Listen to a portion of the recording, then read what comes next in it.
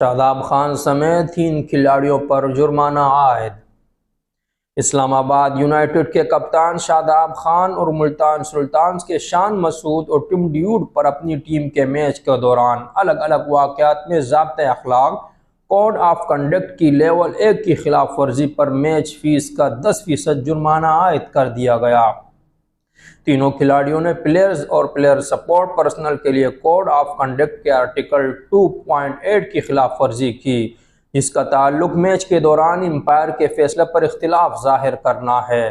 शादाब के मामले में यह वाक़या मुल्तान सुल्तान्स की बैटिंग के 20वें ओवर की चौथी गेंद पर पेश आया, जब ऑन फील्ड एम्पायर की जानिब से वाइड बॉल दी गई और इस पर शादाब बाउंड्री लाइन से भागते हुए आए और फैसले पर गुस्से का इजहार किया।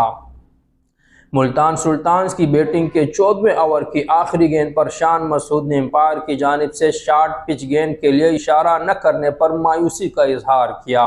इसी तरह मुल्तान सुल्तान की बैटिंग के 18वें ओवर की दूसरी गेंद पर टिम ड्यूड ने लेग एम्पायर की जानिब से शॉर्ट पिच गेंद को वाइड डिलीवरी न कहने के फैसले पर बरहमी का इजहार किया।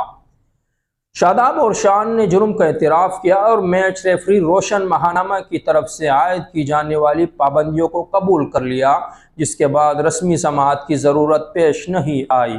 इस दौरान ड्यूड ने इस फैसलों को चैलेंज किया और बाकायदा समाअत के बाद मैच रेफरी ने अपना फैसला बरकरार रखा। याद रहे कि ये इल्ज़ामात on field umpires Faisal Afridi और राशिद रियाज ने लगाए थे।